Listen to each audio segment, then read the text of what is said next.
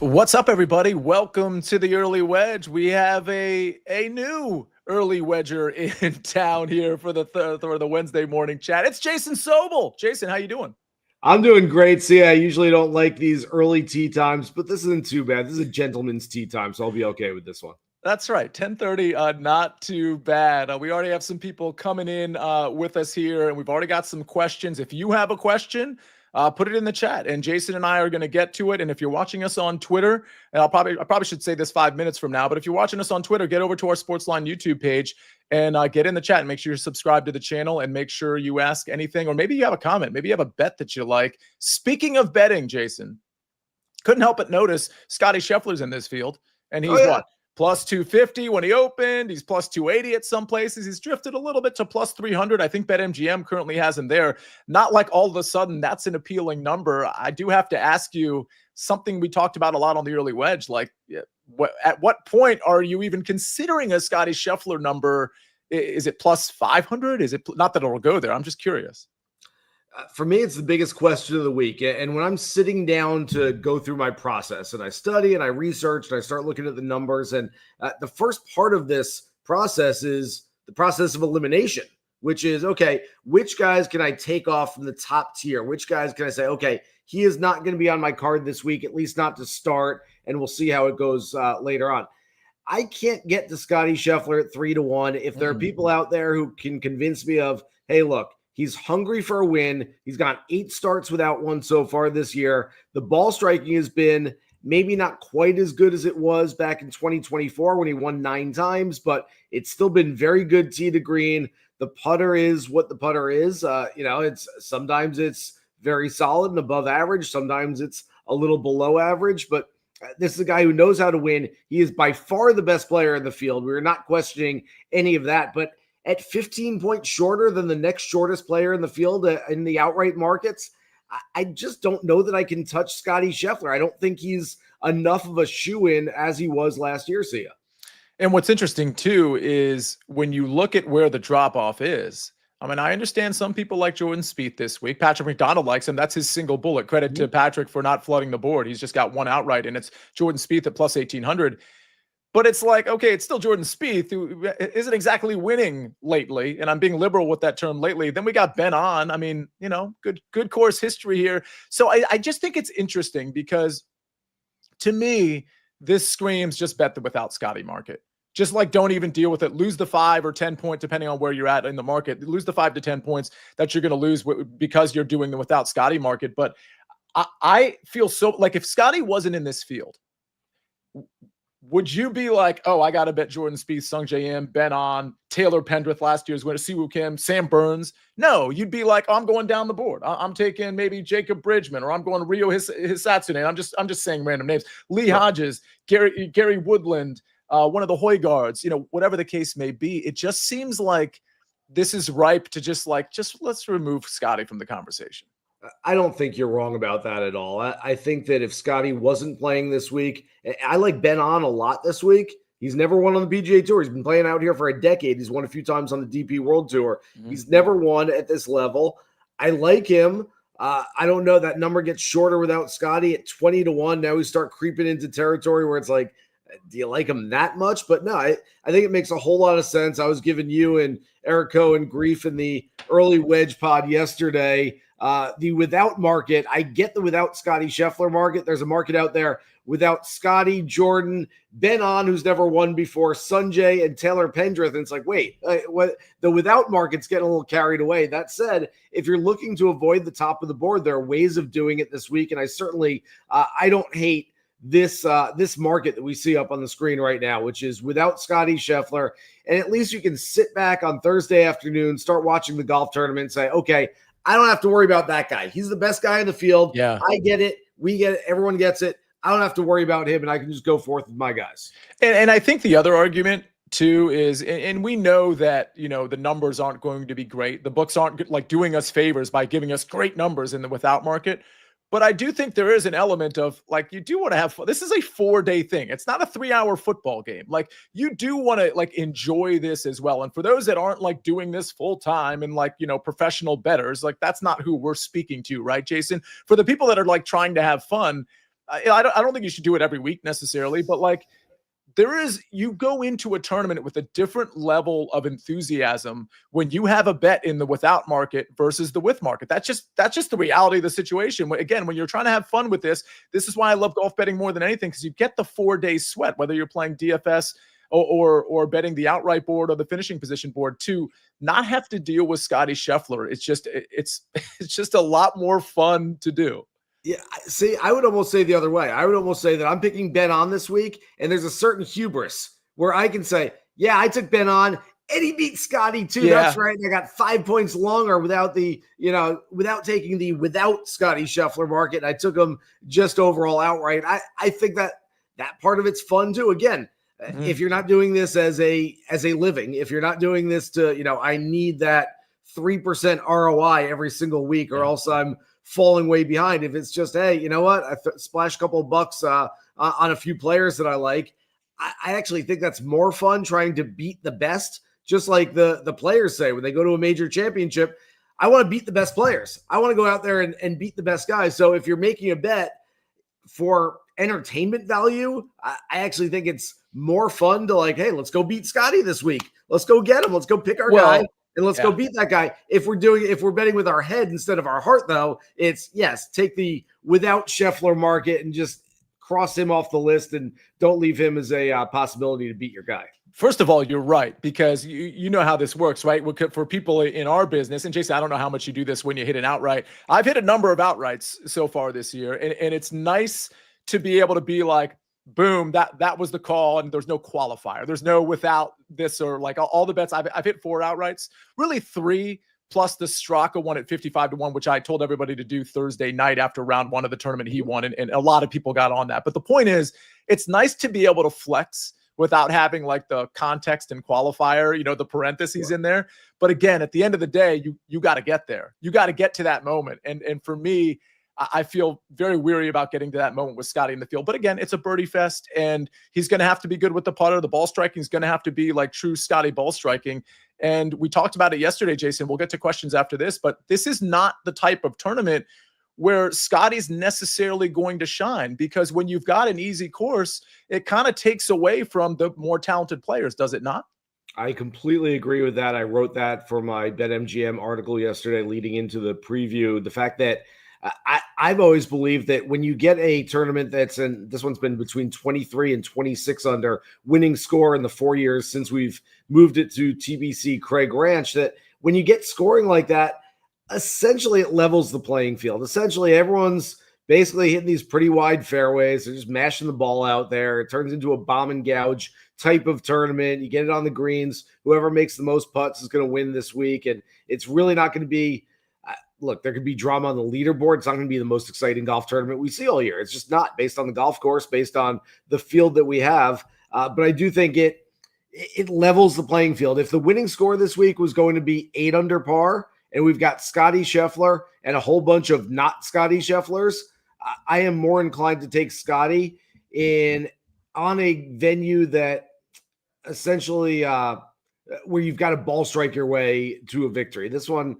feels more like a birdie fest, feels more like whoever makes the most red numbers is going to win this thing. And that's not necessarily Scottie's game. It's not really anybody's game who's among the best in the world.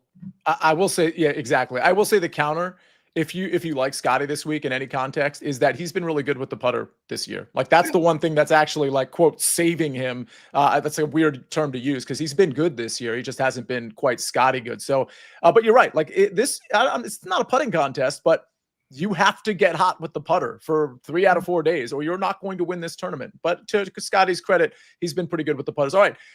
Here's another guy. Let's get to some questions. He's been good with the putter, but like bad with everything else. Actually, I don't even know that he's been good with the putter recently. Sam Burns. So Jason, I'm going to give you a little bit of context for what I do in Monday morning. I always put out who's your first click. Usually I'm trying to get people's first click in the non-research context. I want people to look at the board and be like, I'm just betting this guy. Sure. Because I like doing that too. There's usually 1 or 2 guys that I do that with.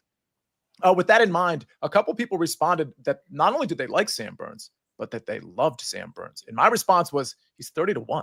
Guy hasn't won in 2 years. That was the match play, by the way. And then prior to that, he won in 2022 a few times, but he hasn't been good. I think he's lost on approach 13 out of the last 14. Like his number to me should be 50 or 55 to 1. The ball striking has not been there for Sam Burns. I certainly don't trust him right now. I do, though, trust, and there are very few in this space. You are one of them. And Ben Coley, who does a great job overseas handicapping events on a regular basis. He's got Sam Burns on his list this week, and I hadn't thought about him until I read Ben's stuff. And I go, okay, you can kind of convince me a little bit. And there are certain events during the year, and it's events with fields like this one where, okay, we've got Scottie Scheffler at the top, but for the most part, it's an inferior field. You almost have to take a step back and look at it as if you had not watched golf for the last 3.5 months, and it was January 1st, and you're looking at the field and go, who looks good? Who has a nice number next to him? You go, well, Sam Burns, he's really good. He might be the second best player in the field. Not best recently, but just best overall when you look in terms of like what they've done over the last 3-4 years. And you go, well, that number looks like it has a lot of value in terms of what he's accomplished in his career. And there are times you just do it. I will give you my favorite example of this type of bet was the Sanderson Farms back in, someone's going to tell me, 2020, 2021.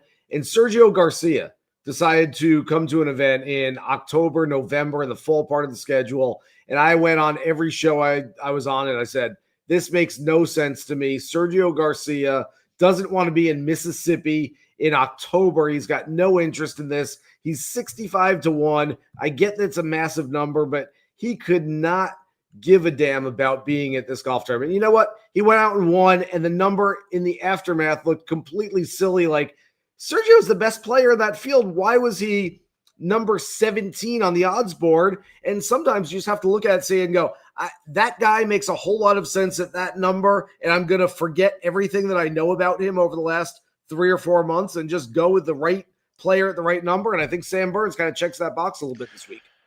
I agree with the field comment. I just don't think the number should be 30 to 1. And I don't listen, I don't want to be that guy that's like, well, I'm not betting it unless it's 35 to 1. But I just think there's such a difference between what his number is. I understand the field and all that stuff, but I think this number should be like maybe 55 to 1 is an exaggeration. I think it should be at least 40 to 1. Like, what world, like even in DFS, he's 9,800. He's fifth on the board. You're telling me that people why should he be ahead of even Taylor Pendrith, Ben On, who's been good here, Siwoo Kim, who's been good here, Steven Yeager, who's been good lately, Ben Griffin, who won last week and has been good outside of the Florida swing, Mackenzie Hughes, who's been good here.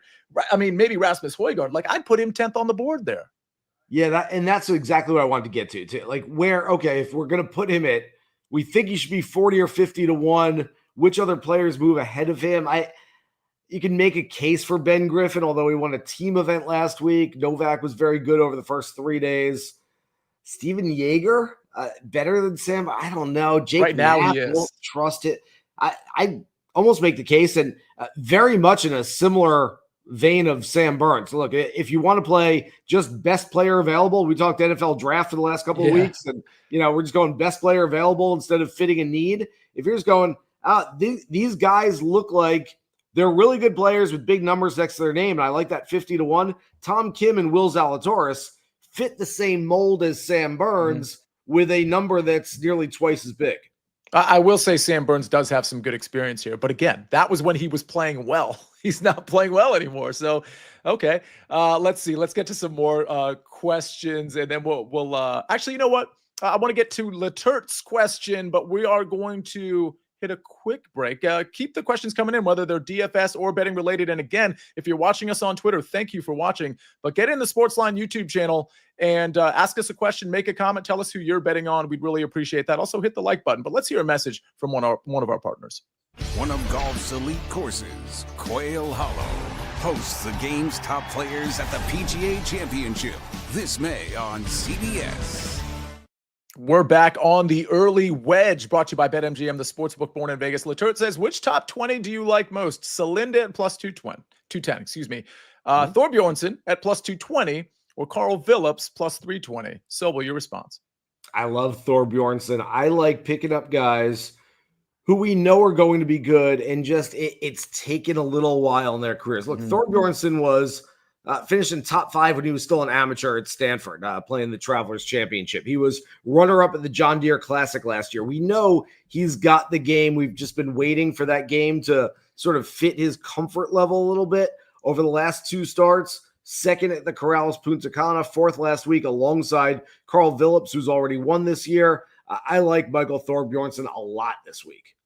Yeah, fair enough. I think, I agree with you on the talent part of Thorbjornsen. I could see, because he's been playing really well recently. I could see some backtracking a little bit and some fluctuation there. I don't love any of these 3 for a top 20 personally. Really? I think Salinda is interesting if he can get the putter going. Carl Phillips, I hit him 70-1 in Puerto Rico. I have some allegiance to him, but I would be looking, if you watch the early wedge, Letert, I encourage you to listen to our podcast from yesterday. By the way, the first 10 minutes were literally gorilla versus 100 people. So if you want, you can skip that part, although I think it's very engaging. We kind of broke it down.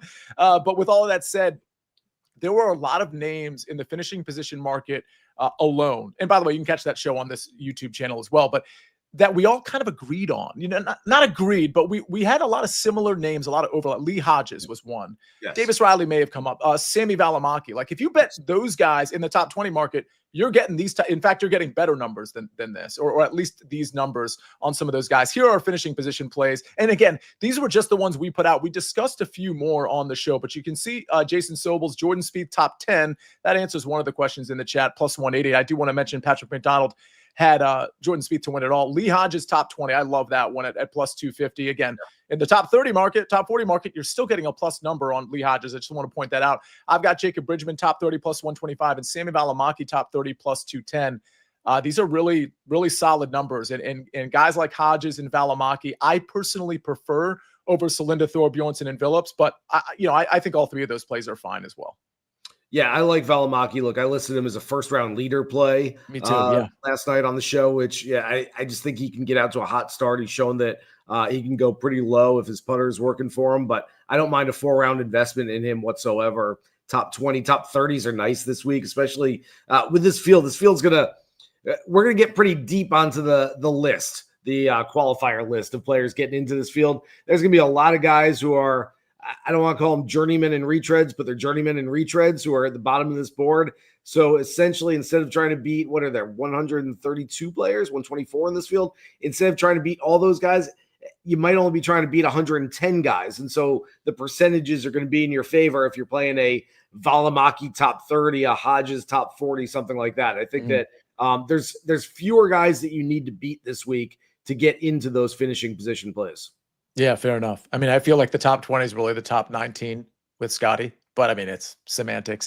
Are you saying then you like Scottie Scheffler for a top 20 this week? Yes, let's bet that. That'll be a huge return. Let's see. Scott Kobe, he says how many golfers in the field can get to 25 to 30 under. Well, I mean, I don't know that we need to answer that question with a particular, but like it is a good point for those that don't know. This is going to be a birdie fest, right, Jason? I think is the over under set in that 22.5 range. That's what the number I thought I heard. I have not seen an over-under for winning score yet this week, so I will go with that if it is. It's always weird saying over-under when it's in relation to par. Better than 22.5 under. Apparently, it's raining out today, and it might be pouring out today at TPC Craig Ranch, a soft golf course where you're going to hit fairways. You can mash the ball. Some in the chat have referred to this as a second-shot golf course. I'm kind of like, I don't have a great comp on this one yet. It's sort of, I feel like driving distance and putting is what I'm chasing this week. Guys like, and we haven't even mentioned the name yet, but one of my favorite plays in the entire field, Alejandro Tosti, has a really nice distance putting combo, especially over the last month. Those are kind of the guys that I'm looking at, but if it's raining out and this is playing soft, I mean, we're on 59 watch starting on Thursday morning. Somebody, especially if they play ball in hand for the first round or two, somebody's probably shooting a sub 60 score on this golf course. Interesting. Brandon asks, any 3 balls? I don't have any yet. I will have something with respect to matchups. So 3 balls on tomorrow's early edge. Jason, have you looked at any 3 balls or matchups outside of the ones from the early wedge? Yeah, not too much yet. I know we had some nationality props yesterday. You had, what was it yours? Hisatsune. Satsune. You do that much better than I do. I'm going to sound like Eric Cohen trying to pronounce everybody's names here, but you have him for top Japan player. I like that. I have Harry Hall for top Englishman. There it is. Look at Josh ready with the screen right there. The graphics. Top Englishman, Harry Hall. Matt Wallace is going to be a tough one to beat out there, but I don't think much of David Skins, Paul Waring, and Chris Kim right now. So I think that's a pretty good number. Yeah, I think I can't believe that number's plus 160. I mean, I think it really is a 2-horse race. I think Paul Waring has some talent, but I don't think he's going to be there. David Skins can have a low round here and there, but he's not going to survive 4 rounds. Hopefully Harry Hall and maybe Matt Wallace do, but I love that number. I will say the one I disagree with here is the Aldrich Potgieter one at plus 160. I feel like that's not that I disagree with it. It's just I feel like EVR, because he's got some good long iron play. I do think he's kind of a good course fit here. I think EVR, because with Aldrich, you don't know what you're going to get. But again, that's plus 160 as well. So I don't hate that because I think the number's long enough. I am not playing Aldrich until we get to a driver-heavy golf course. Maybe the 3M or the Rocket Mortgage could be the next place that I play Potgieter. There's one more coming up too. There's one more very driver-heavy golf course, and I maybe it was Detroit. But other than that, I'm probably not playing him until then. I don't disagree with you, but for a different reason. Christo Lamprecht, who's been one of the best amateurs in the world for a long time and absolutely mashes the ball. Mm-hmm. I don't know his status right now. I believe he's still an amateur. I could be wrong about that. In any case, whatever he's doing right now, this is sort of a free wheel it, go out there and just try to make a whole bunch of birdies on a golf course like this. Watch out. Remember, he was co-first round leader at the Open Championship just a couple of years ago. The guy's got a lot of game. Speaking of a lot of game, Scott Kobe asks, who is your favorite outright not named Scottie Scheffler? Would it be, like, if you just had to pick one, not necessarily the shortest odds one, but just the one you liked the most, would it be Toasty?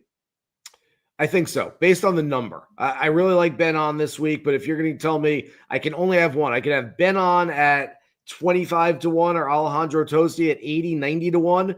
I think Toasty has a better than 3.5 times more of a chance of winning this week. I probably didn't enunciate that very well, but you get what I'm saying, that I like Toasty at his number more than I like On at his number. I like Thorbjornsen as well. I have a little Hodges in the outright market, but Toasty's the one that, man, that number is very, very intriguing for a guy who's been, I believe, 12th or better in each of his last 3 individual starts. Yeah. My 4 outrights were, I went with Bridgman, Gerard, Knapp, and Valimaki. And I chickened out. I'm that guy who did it in the without market, and I did it without the 5 because I didn't hate the number. The 5, of course, is like that includes Pendrith and Sung Jae and, Ben On. I probably shouldn't have done that. But the point is, it's in a without market. Of those 4, I think my favorite, I have a favorite 3. I feel like Gerard, I could have maybe left off the card. I like Gerard a lot. I think I could have left him off the card. I like Jacob Bridgman a lot in general because he can get red hot with the putter, and his long iron play is very solid, which is certainly going to help him here. I like Jake Knapp a lot, and it's mostly because I think he's sort of starting to change his game and be like, he's starting to get good at everything.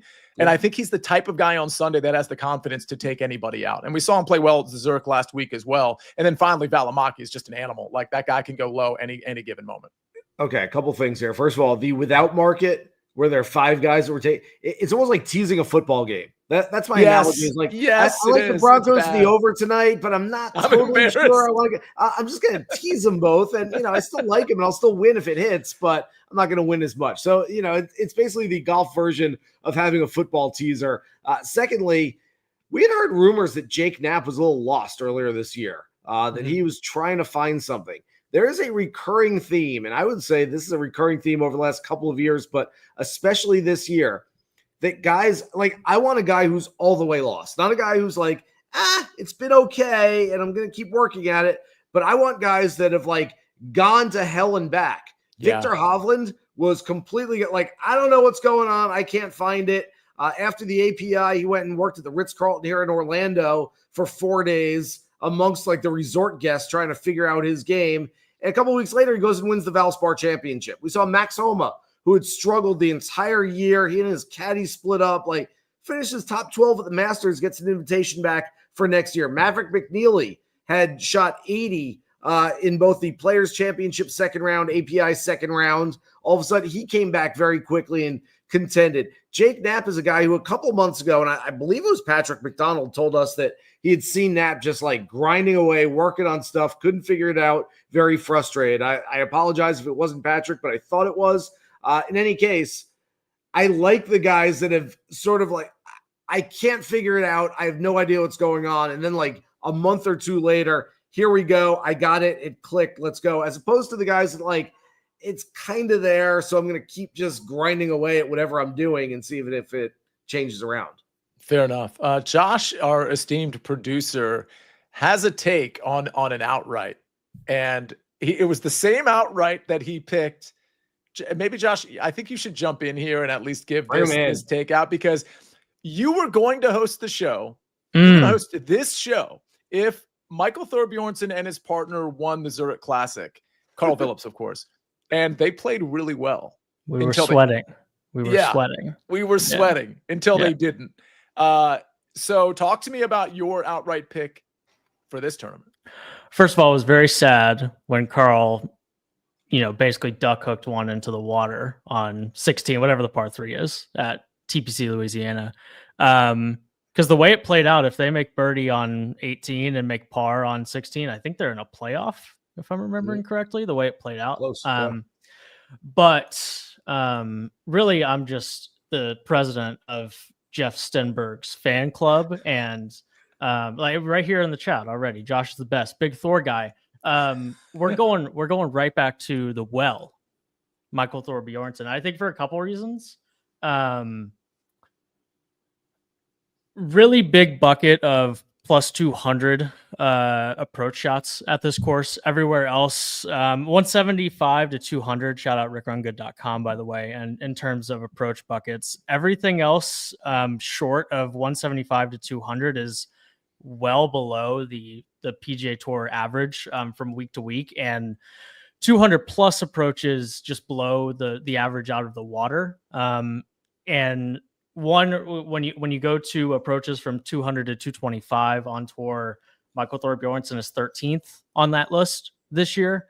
I also think, listen, if you're not absolutely destroying the par 5s this week, you're not going to win this golf tournament, just because a lot of them are really, really gettable, and it's hard to get to 26, 27, 28 under anywhere if you're not making, a dozen birdies on the par 5s this week. Thorbjornsen, ranks out well there as well. And I also think sneaky, part of the reason that 200 plus bucket is big is because all of the par 3s this week, except for 17, are basically like 200 to 212, basically. And so I think just treading, you can't make very many bogeys at all this week, but you can't make any on the par 3s. And Thorbjornsen also top 20 on the PGA Tour this year in par 3 scoring. So I'm all in on Thor. Jeff Stenberg is my favorite audience member,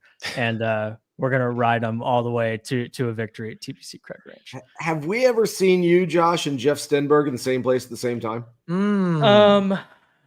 No, I could also be Batman if that is the.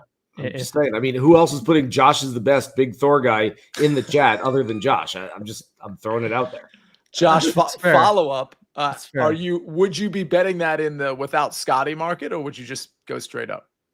Oh, straight up. It's way sweeter if it's straight up. And yeah, I don't know. Scottie getting to 30 under is just not typically what Scottie does. That he could do it, right? But there's a reason that we're all we're probably more scared of him at the Memorial than we are at the Byron Nelson, because when you can't make mistakes, that's when Scottie is just overwhelming in a lot of ways. I just think out racing Scottie to 28 under is at Craig Ranch, and just having really hot putters more likely than grinding out 72 holes at, Muirfield Village and getting to 7 under. So yeah, all the way outright, just in the outright market straight up.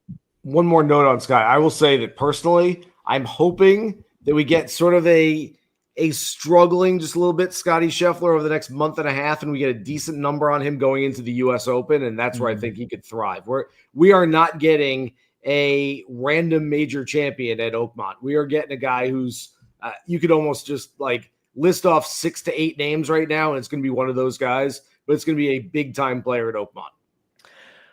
It's interesting because in this stretch of Scottie, right, since the beginning of 22, we haven't really had a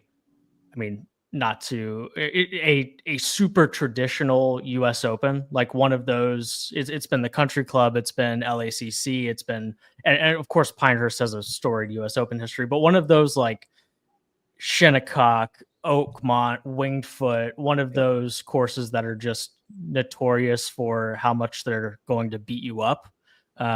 We haven't had one of those since Scottie has kind of been on this run. It'll be interesting for sure. Yeah. Love it. All right. We got another Thor fan in the house. Let's get to some more questions. Thank you, Josh. Maybe you'll duck in. I'll go before you get to the next question. I want to just, and I talked about Thor Bjornsson earlier, but guys, what I love just in general, I mean, this is going to help you, not going to help you in the short term as much, but in the long term, I like players who have won at every level.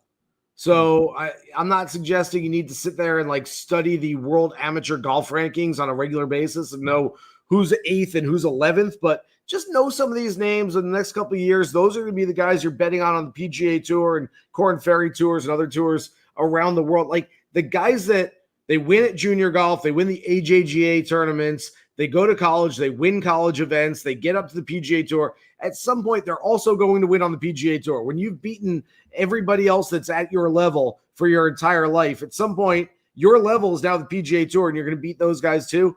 Thor Bjornsson, to me, feels like he could be this year's Nick Dunlap, and I know Dunlap won as an amateur, and Thor Bjornsson's a professional. He's got his tour card already. All of that said, Dunlap, we knew he was going to be a very good player. Obviously, things are not great for him right now. Speaking of another player who's been to hell and back and has not come back yet, but I do think he'll make it back there at some point. That said, I think that Thor Bjornsson's a guy that's won at every level. He's going to win on the PGA Tour. I'd rather take the value now than a wait-and-see approach when you might not get him at 70-1 in a PGA Tour event for much longer. Yeah, and to Josh's point, I mean, this does feel like a very good course fit for Michael Thor Bjornsson. Let's see. Dan Casey, who do you like in one and done? On Siwoo, Spieth, or someone else? Jason, remind us who your one and done pick was. I went Ben on.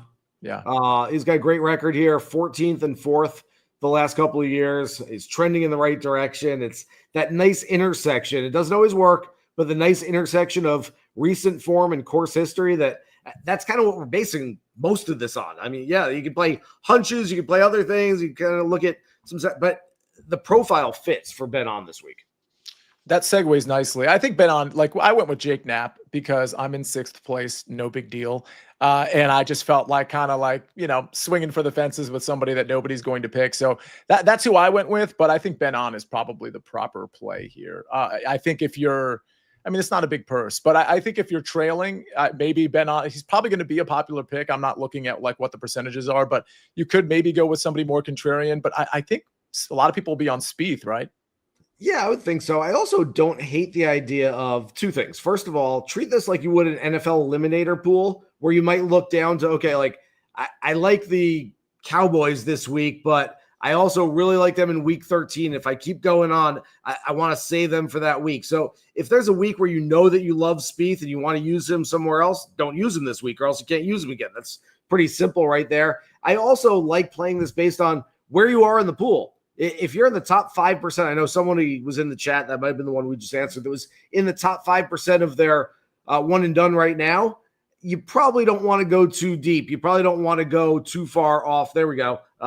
Looking at Knapp, on Gerard, or Siwoo this week. Yeah, you probably don't want to go too deep. If you're in the bottom 5% right now, throw out an Alejandro Tosti who might be 2% owned in a one and done and try to work your way up that board. Be contrarian. I think that there's some leverage, there's some game theory involved in one and done picks every week. Yeah, for sure. Honestly, I don't think anybody really is going to play Knapp. He's too far down the board for people to be interested. So I think that would be a pretty pretty contrarian play, maybe even Gerard. I think Siwoo and An will get a little bit of attention, but as soon as you get past the first 10 guys, I don't think any of those other guys are going to be particularly popular. Jeff Stenberg says, because it's a second shot golf course, do we just hammer all the guys that are the best in strokes gained approach? I mean, not really. So you talked about, Jason, what you were looking for. I do think if you're going to isolate approach, you got to do what Josh was talking about and isolate the long iron players, because you're getting so many shots from that 175 to like probably 225 plus range. Like some of the guys, like I'm looking at a list that I created. Ben On certainly fits that criteria. Ryan Gerard, Jacob Bridgman. These are guys that I'm on. So this isn't everybody, just the guys that fit this criteria that I also liked. Lee Hodges, Sami Valimaki. These are all guys that have good long iron play. So I wouldn't just look at approach. I don't love looking at the buckets all the time, but like 200 plus, like Josh was talking about, that is going to matter here. And anything to add there, Jason? Yes. Yeah. I'm looking at data golf right now. Josh is absolutely right. On average, I'm looking at this now, 10%, 11% of approach shots are from that 100 to 125 yard range on the PGA Tour. At TPC Craig Ranch, 4.2%. Mm-hmm. So on average, it looks like about 16, 17% of PGA Tour approach shots are from 125 to 150. This week, 11.8. So yeah, I mean, there's a lot less wedge play this week and a lot more like you've got to be able to hit a 7-iron. You got to be able to hit a 6-iron this week and be able to get something on the green, give yourself a birdie chance. But that said, I'm still looking for length off the tee, and I'm looking for guys who aren't necessarily the best putters, but have upside with the putter, have some ceiling that can get hot with a flat stick. Yeah, I like, that's why I just don't, for me, like Rico Hoey, Doug Gim, like those are guys I'm just not going to take, because I understand anybody can get hot with the putter for a round, but I need, at these scores, I need a guy that's like confident in the putter and can do it for 2, 3, potentially 4 rounds. And that's why I think looking at putting, for me at least, is going to be pretty important. It's part of the reason I like guys like Jacob Bridgman, because, you know, he's not the best ball striker, but he's good with the long iron play and he's great with the putter. Let's see. Would you still play Harry Hall? This is a question for you, really, Jason. Alex Jones says, would you still play Harry Hall at plus 250 for top Great Britain and Ireland or Irish? Same pool as top English, which we saw on the board there, but you add Martin Laird and Seamus Power. Power sort of pops the models this week, and he's got a nice track record at this one. So it's plus 160 for top Englishman, plus 250 if you throw Power in there. I'm not too afraid of Martin Laird, but look, I'm a gambler. I'd take a shot on it. I do like Harry Hall this week, but Power scares me a little bit. If you have the top Englishman market, I'd probably just stick with that at plus 160, quite honestly. Yeah, I think so. For me, even though I didn't isolate this play, I kind of like Harry Hall. I feel like he's so under the radar right now in terms of like, he was hot like 4 months ago. People were like, Harry Hall, like he's that dude. I think plus 250 is a good enough number. Like that's the type of, this is the type of bet where if I'm getting a plus 250 on this particular market, I might just drop my unit size down because it's such a good return on the plus 250. I still kind of like it. I think Harry Hall outplays a Seamus Power personally. And again, I don't think Martin Laird is going to be a huge factor there. Rick Funcannon says, what do you guys think about Ben Griffin this week? Jason, your thoughts? Like it. Obviously, a lot of weight lifted from his shoulders. We never know how a guy is going to play after winning for the first time on the PGA Tour. And that's kind of a different win. I mean, there's still something to prove for Ben Griffin because he won a team event with Andrew Novak last week. So, yeah, I like him. I think it's more of a top 20 play, if anything. I don't think he goes back-to-back. I don't think he quite has enough gas in the tank. Look, it's a long week.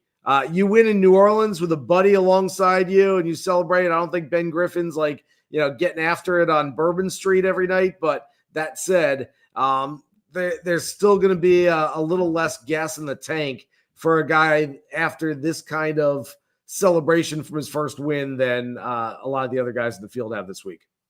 Yeah, agree with you there. I mean, listen, Ben Griffin, I don't think I was going to bet them last week anyway, but I did kind of ignore Ben Griffin in the sense that he was really only bad during some of those tough tough tournaments on the Florida swing, but pre-Florida swing and post-Florida swing, he's been really good. And I do think he's actually a good look. I'm not betting him, but I do think he's a good look this week. And I don't think he's going to get as much as attention as he deserves. Scott Kobe says, I just threw in a DFS lineup of Scheffler, Bridgman. And again, if you watch the DFS show, Scott, maybe you did. Me and Mike talked about how that's how a lot of lineups are going to start with Scheffler and Bridgman. It leaves you I think 7,000 left for your next four. And you went Thorbjornsen, McGreevy, Valimaki, and Davis Riley with your other four there.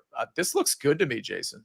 I have a few that start with the same first three. It's got a Toasty thrown in there, and maybe Valimaki as well. So I've got 4 of those 6 in a couple of lineups already. So yeah, that makes a whole lot of sense to me. But yes, I do think that might be kind of chalky, if anything, but that's okay, especially if you're not playing tournament contests. If you're playing 50-50s, if you're playing heads up, I'm okay with that. Valimaki is going to be popular in that 7K range. I think if you're playing a smaller tournament, it's okay to play some of those chalky 7K guys. If you're playing a bigger one, it's not like you shouldn't play Valimaki, but guys like that are really popular, particularly in those lower ranges, it's just so easy to come off of them. Again, I love Valimaki. Riley, Thorbjornsen, McGreevy, probably not as popular. Scheffler, Bridgman will have some ownership. That's the type of lineup where if it was if you were doing a single entry that had 300 people in it, I'd say roll with it. If you're doing it with 3,000 people in it, I'd maybe pivot off maybe one of those chalky guys. But because Scheffler, Valimaki, Bridgman probably going to get some pretty good ownership. John Marotti says, can I get your thoughts on a couple of DFS possibilities? Matty Schmidt and Matt McCarty both model well for me. Thanks. Love the shows. Thank you, John. Matty Schmidt is such a hit or miss prospect. I think he profiles okay if you're looking for distance. But the putter, nothing's really been great for Matty Schmidt. He did finish, I think he finished well at Corrales, and he's had some tournaments where he's popped. But overall, it's just, I kind of like Matt McCarty better because the ball striking can be there and the putter can absolutely be there with Matt McCarty. I like McCarty better than I like Matty Schmidt personally. So McCarty won last year on the PGA Tour, the Black Desert Championship, posting 23 under. He won by 3 that week. Never shot a score worse than 68 for the entire week. Going back and looking, he won 3 times on the Korn Ferry Tour. In Boise, he was 21 under. At the Pinnacle, only 14 under, but 4 sub-70 scores. The Price Cutter Charity, he was 25 under.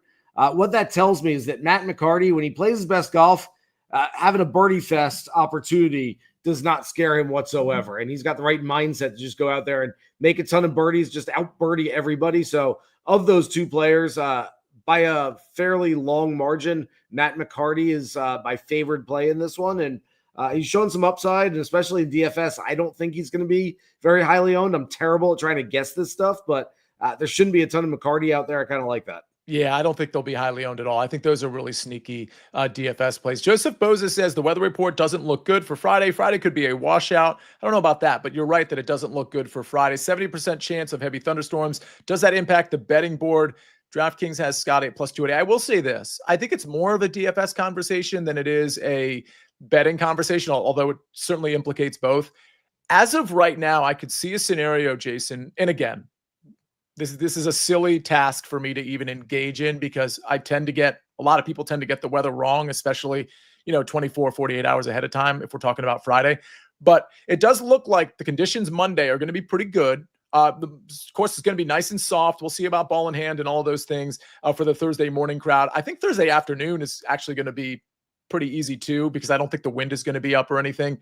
I could see a scenario where Thursday AM, Friday PM is a better wave. And if you're betting, those might have the better conditions. And the reason is if they're out Thursday in great conditions and they don't get to play Friday because of thunderstorms, then they go out Saturday morning and those are going to be in good conditions as well. That doesn't mean that PM AM crowd is going to be in terrible conditions, but it might be better for Thursday AM, Friday PM. Jason, any thoughts? Yeah, so 2 things. First of all, just in general, it's not specific to this tournament and this week, and it's hard to predict the weather, even knowing it a couple days in advance. But I love the idea of anytime there's weather on a Thursday, Friday, and this is more of a DFS thing, like you said, than betting. It's let's stack AM, PM, and let's stack some PMs with AMs. And one of the waves might get the bet. And whether it's, it bled over into Saturday, and Saturday morning the wind blew, and so the Friday PM guys had it rough, or maybe it rained on Thursday morning, it was nice and soft, but then whatever it might be, there could be a wave that gets the better of the conditions than the other one. So I don't mind stacking both of those essentially. And then the other part of this is when you look at the weather, I look at players, and essentially this is what I was doing before we even knew about the weather this week, but guys hit the ball the long way. If you're going to play ball in hand, if it's going to rain as much as we think it is, give me a guy that hits it 320 off the tee over a guy that hits it 290. I mean, that's simple math right there. The ball's not going to run out if we get soft conditions, and give me a guy that's got a 9-iron going into the green than a 7-iron. It just makes sense. Give him more chances. I want to say this too, as far as weather waves are concerned, because I think this is really important. This is something that like guys like Tambo and Pat Mayo talk about a lot as well. When you do weather stacks, you not only are you potentially going to get the benefit of like a good wave of, and if that's the case, then your other lineups that if you went 50-50, those aren't dead, but they're certainly not in as good of a shape. But what it also creates is a different type of construction, because now when you're building those stacks, now you have narrowed basically 50% of the field to that stack. And so it forces you into a construction that you wouldn't normally be in, because you're considering the entire field. So there's like a dual benefit to doing weather wave stacks. And again, it's because you might get a big advantage with bad weather for one wave and good weather for the other, but also because you're putting yourself in a position where your roster construction is going to be different than other people. And that in and of itself, from a game theory standpoint, is probably going to benefit you. Maybe not in this tournament, but in the long term, those types of things are going to benefit you. So Jason, I love what you said there. Yeah, and another one, say just in general, and I know a lot of people in the industry would probably mirror this and say it in more eloquent terms, but I just like stacking in general.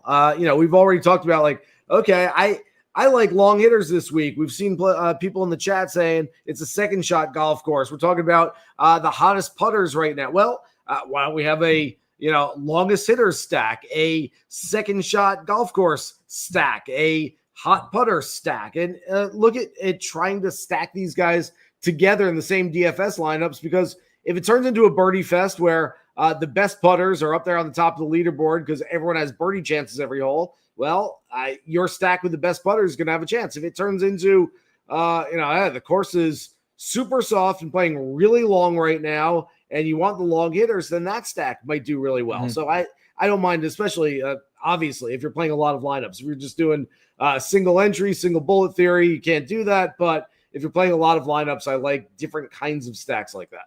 Yeah, don't hesitate when you come into this live chat with DFS questions, because all of that stuff, very, very interesting. All right, before we get out of here, I want to bring in Josh. Can you come back? Because Jeff Stenberg says, everyone stop playing Thor Bjornsson. You're ruining my ownership leverage. Well, let's talk about more Michael Thor Bjornsson, Josh, before we get out of here. Talk to us about maybe a trivia question you have for us.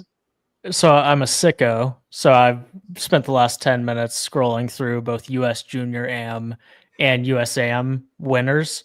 Because I was curious after Jason, talking about winning at every level. Do you know which really successful PGA Tour pro Michael Thor Bjornsson beat in the 2018 US Junior Am? At Baltusrol, by the way.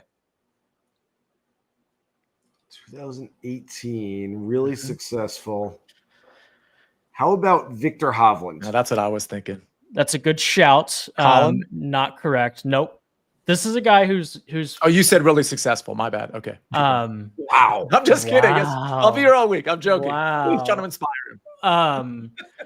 This guy's younger than you think he is because of how he was super young at this point because of how early he turned pro. Oh, Akshay. Joaquin Neiman. Akshay. Yeah. He beat Akshay 1-up in 2018 at Baltusrol. That's a very PGA Tour professional level of golf, both the course, of course, and the matchup. Wow. Davis Riley also lost in the US Junior Am final twice. Back-to-back years. That's tough. 5-3 and 3-2. So he didn't get especially close either time, but he lost to Scottie in 2013 and Will Zalatoris in 2014. Sheesh. Whatever happened to Scottie? I can't believe he lost to Scottie that year. Unbelievable. You said Davis Riley. That was that one? Yeah, Davis Riley lost back-to-back years in the U.S. Junior AM final. I mean, he lost to Scheffler and Zalatoris. It's not like he's hanging his head It's over unfortunate. It's unfortunate. Though. Yeah. I do want to mention, because he just randomly came up through your Thor Bjornsson research, that Davis Riley is one of my first-round leaders. So maybe that's an omen. Maybe that's a good omen for him. Perfect. 80 to 1, I think. Just throwing that out there. Scottie again. All right, ladies and gentlemen, that's going to do it. Jeff Stenberg did get it right. I wonder if he researched it real quick, but he says it's Akshay. He sounded really confident. That sounded like a non-research. Jeff is Josh, and Josh is Jeff. Well, I was chuckling behind the scenes because as I was typing in our private chat about this trivia question I had, Jeff Stenberg was typing in the public chat about who the PGA Tour player that he bought. What a coincidence! Wow. Oh, Josh, Jeff, man. You're making it too obvious. Oh man, that's funny. That gave him the question in the chat. Forgive me, I didn't actually see that. Good job with Jeff. All right, ladies and gentlemen, that's actually a great way to close the show. Thank you, Josh, for doing everything behind the scenes, but in front of the camera as well. Jason Sobel, thank you for joining us on this Wednesday morning. Of course, we always see you on the Tuesday betting show, the Friday recap, and the Sunday live betting show. Maybe sometimes you can duck into this one as well, but really appreciate your time because I know how busy you are specifically. So very much appreciate that. Ladies and gentlemen, thanks for being in the chat. We do this every single Wednesday at 10:30. We've got 5 shows a week, so make sure you're a part of the SportsLine YouTube channel and you click the notification bell and you listen to the podcast. Obviously, if you can rate the podcast, that would be super helpful for all of us as well. Very much appreciate you. And I do want to end with this. 100 men would beat a gorilla. If you want more on that, listen to yesterday's show. I'm in the minority there. I realize that. Going with 100 men. Let's close the show. Let's get out of here. Thanks for joining the Early Wedge.